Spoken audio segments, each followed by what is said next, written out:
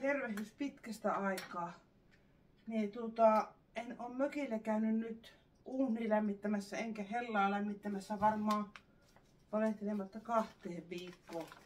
Minä olin silloin ekana sairaana ja sitten kun minä sitä sairaudesta ottaisin pikkuhiljaa tokenemaan, niin sitten minä lähdin töihin ja mulla on nyt ollut siinä semmosia 1 päivän vapaita ja sitten minä olen taas lähtenyt töihin. Eli tää mökki on ollut täällä oma onnensa nojassa. Vaan vielähän tuo nyt pystyssä on, että ei tässä silleen hätteä oo. Ja nyt toivotaan, että ei savut pöllähä sisälle. Tässä on nimittäin pienoinen riski, kun tätä ei ole lämmitetty. Että voi olla, että me joudun aukaisemaan tuo ulko-oven vielä. Jos oikein huono mäihä käypi, että alkaa pöllyyttämään savuja. Ja tosiaankin niin minä kävin astetta rankemman tauvi, että minä olin sen 18 päivää poissa töistä, mikä on niin kuin meikäläiselle ennätys flunssa tai ennätysnuha, että ikinä en ole joutunut olemaan flunssan takia 18 päivää poissa. Ja minä kun sitten lopulta selvisin sinne työrintamalle, niin sanotaanko, että kyllä oli vetelän olosta se meno, että tuntuu, että ihan niin kuin kunto on romahtanut, että eipä jaksanut paljon tehdä niin kuin mitään ylimääräistä, että ihan ne perushommat ja se oli siinä. Mutta nyt tässä on oltu töissä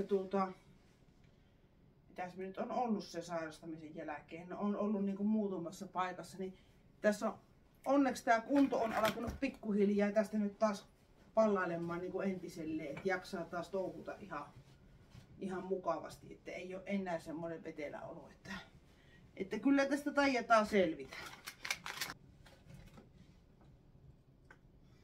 Joo, ei tullut savuja sisälle tästä osastosta. Se on ihan hyvä. Ja tosiaankin minä olen varautunut siihen, että jos tullut hätää, niin me ollaan täällä hiustenkuivaaja.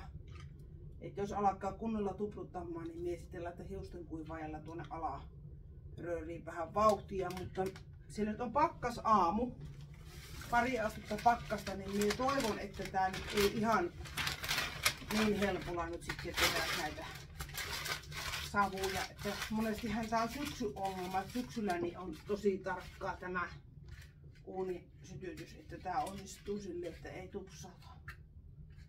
Voipa se kyllä talvellakin tupsottu, ei siinä mitään.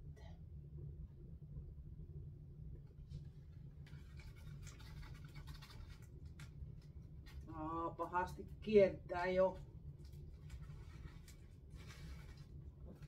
Tosi pahalta näyttää. Laitan vähän luukkuukin.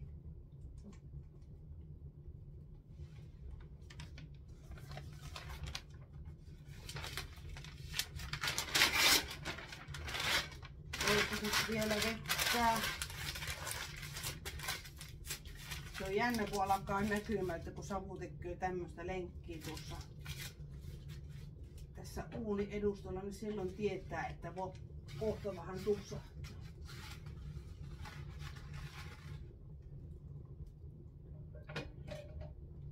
Mutta minä pein noita luukkuja vähän aikaa auki, että se ilma pääsisi kiertämään, että kun ne on totta kai nuo pellit ollut kiinni, niin nyt ne on sitten ollut auki sen aikaa, vähän aikaa, että minä annoin vähän niin kuin se ilman ruveta kiertämään, jos se paremmin vetää sitten. Ja tosiaankin tässähän on ollut semmosia iloisia uutisia, että minä olen päässyt nyt tekemään myös toista työtä. Duunitorissa oli semmosia, että voisi päästä sitten tämmöiseksi henkilökohtaiseksi avustajaksi. Siellä oli eri vaihtoehtoja, jotka ehtivät sitten henkilökohtaisia avustajia ja minä suhtasin, että no ei varmaan, että tää on varmaan ihan yhtä tyhjän kanssa, mutta minä laitoin sitten parille firmalle hakemuksen ja siinä kävi, että sitten yhdestä firmasta tulikin soitto, että hei, että sinä olet jättänyt tänne hakemuksen, että meillä olisi tämän Keski-Karjalan alueen, niin kuin Keski-Karjalan alueella olisi vähän niin kuin sijaisista pulaa, että olisitko sinä halukas sitten käymään tämmöiseen sijaisten rinkiin. Ja minä olin aivan häkeltynyt, ei ole todellista, että ihan oikeasti kun työ niin kuin tarvihetta sijaisia sinne. Ja mie sanoin, että no ehdottomasti laitapa sinne ne minun yhteystiedot ja mie pääsin sitten tämmöiseen tekstiviestirinkiin, että aina kun on sijaisesta pulaa, niin sitten tulee tekstiviesti ja sieltä kerkesi tulla jo 3 tekstiviestiä ainakin. Ja mie kahoin sitten, että ne ajankohdat oli huonot, että ne ei niinku käynyt minun tämän lomitustyön kanssa oikein millään tavalla. Mut sitten hiihtoloman viikolla kävikin semmonen, että tuli viesti, että olisi asiakas ja mielellään aamupäivä kautta alkuiltapäivä painotteisesti. Olisi toive se.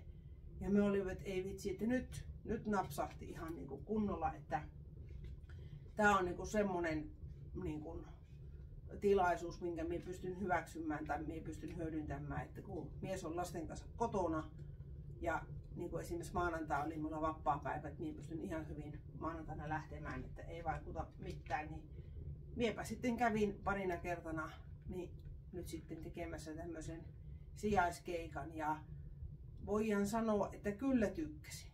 Se on oikeastaan niin kuin, että millä tavalla minä voisin sitä minun fiilistä kuvailla, että ne työtehtävät oli niin semmoisia helppoja, yksinkertaisia, tavallaan minkä jokainen tämmöinen äiti-ihminen pystyy tekemään, eli ei ollut vaikeita missään nimessä. Ja sitten tämä asiakas oli kansan niin tosi semmoinen, meillä heti synkkas se homma, että vaikka meitä on vain sijainen ja en tiedä näinkö häntä se on, milloin sitten seuraavan kerran, mutta kuitenkin minä koen, että asiakkaan kanssa oli helppo jutella ja keskustella ja tavallaan meillä oli ihan mukava työilmapiiri. Ja sitten ne minun työtehtävät oli semmoiset, että missään vaiheessa minulle ei tullut semmoista oloa, että nyt on liikaa vastuuta tai minä en tästä selviisi, että todella niin kuin semmoiset helpot. Nyt muuten tää pitää puhaltaa. Nyt nimittäin kohta pölähtää savut sisälle. Nyt minä sen mokasin. Saanko minä tästä vähän laitettua vauhtiin?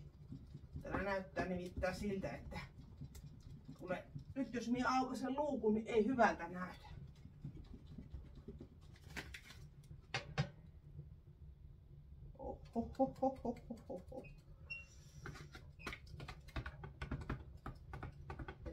Älä nyt tupsauta savuja sisälle. Nyt. Älä ikinä riemastu. Älä riemastu liian aikaisin, kun se sitten meinas tulla jo lukkotilanne. Joo.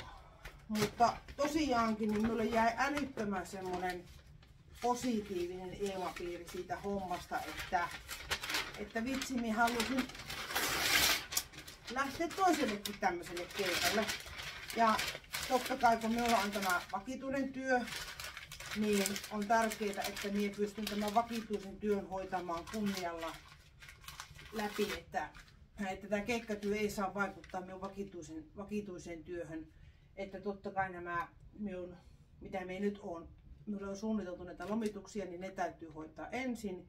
Mutta sitten jos minulla on vaikka vapaapäivä tai esimerkiksi keskellä päivää sitten olisi sellainen tilanne, että minä pystyn ottamaan sitten vastaan vaikka esimerkiksi 11-1, jolloin minulla ei sitten ole navettatöitä ja se ei vaikuta siihen minun työhöni, niin minä ajattelisin, että ehdottomasti niin tämä tuopi semmoista erilaista semmoista piristystä tai tämmöistä vaihtelua tähän minun työelämään, että kun minä ei sitten tiedäkään mitä siellä asiointiavustajan tai henkilökohtaisen avustajan siellä tehdään, niin se tuopi tavallaan vähän semmoista erilaista skarppiutta. Ja kyllä minä voin sanoa, että kun minä ensimmäisenä tai silloin ekana aamuna menin sinne henkilön luokse, niin kyllähän minä olin aivan paskajäykkänä, että en minä kyllä tästä varmaan selviä, en minä kyllä varmaan osaa mitään tehdä. Ja jotenkin se oli, kun se oli aivan uusi ympäristö, eli hypätään niin kuin sitten minun mukavuusalueelta pois. Niin minä sanoin, että kyllä se vähän niin kuin jännitti silleen, että mitähän tästä tulee.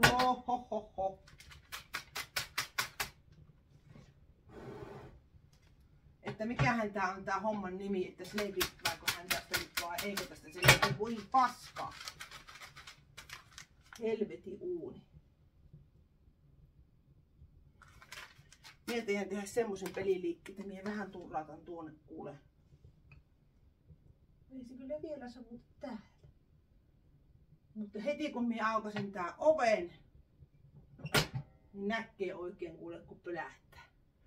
Että tää on niinku oikein nautinnollista kun jättää tämä muutamaksi viikoksi lämmittämään. Se on varmasti tämän päivän täällä taistella ihan iloisissa viikossa. Ja nyt tuossa.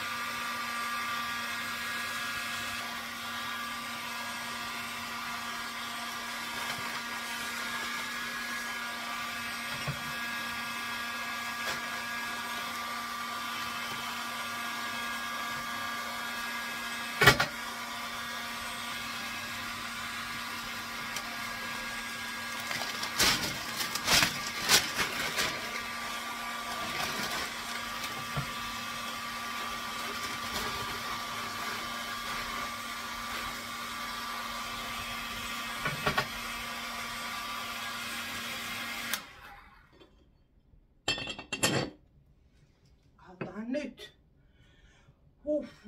Tämähän se on, kun mun pitäisi samaan aikaan töhöttää tänne alaluukusta ilmaa ja samaan aikaan pitäisi laittaa vähän lisää tätä pottia. Niin ei hyvä. Mietin vähän pilikkoa valmiiksi tähän ja pakeille. Jos tää vielä tussauttaa. Tää on jännä, että se alussa näyttää, että se lähtee vetämään ihan hyvin. Ja sitten on muutama kerinyt 5 minuuttia mennä. Ja sitten rupeaa vaan tekemään. Se varmaan tekee jonkun ilmaluvun tai jonkun semmoinen.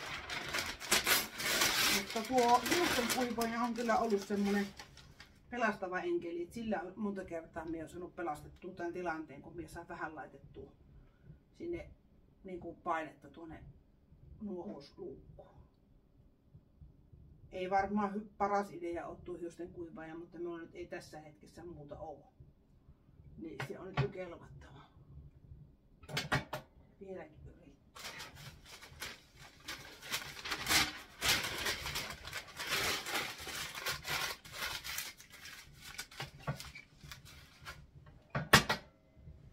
Ja aukasen tuo ulko-oven jo pikkusen. Se on se korvaus ilman.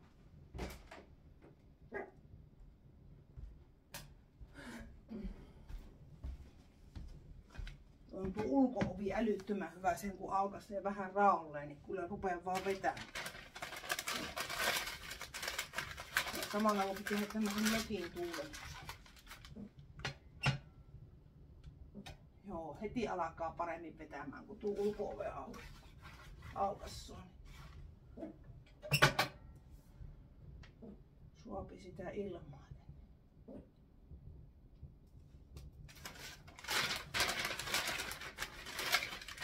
Pitää nyt minun yrittää skarpata, että minä kävisin nyt vähän useammin tätä lämmittämässä. Tää on aikamoista taistelua sitten, kun tää ei lähde vetämään. Mutta tosiaankin siitä minun keikkatyöstä, niin minä nyt toivon kovasti, että minä saisin vielä tehdä niitä keikkahommia. Että tää ei olisi nyt vain tämmönen kertaluontoinen, koska tosiaankin se kyllä todella paljon piristi tätä minun työnkuvaa, että mulla oli tämmönen toinen keikkatyö, niin kyllä minä niin tykkäsin kovasti siitä ja minä koen, että minä olin ihan niin sanotusti oikealla alalla, että siellä se on sitä minun vahvinta allaa se, että minä voin auttaa ihmistä ja avustaa ja kysyä, että miten minä voin vielä olla sinun apuna, niin minä luulen kyllä, että ala on ihan oikea. Ja tosiaankin se, että vastuu oli silleen, että ei ollut mitään älyttömiä vastuuhommia, vaan ihan tämmöisiä peruskotitöitä.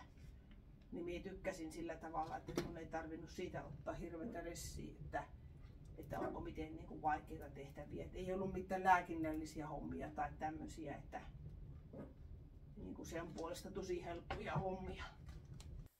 Savu sieltä nousee. Kyllä ne nyt molemmat vettää sekä hella että uuni.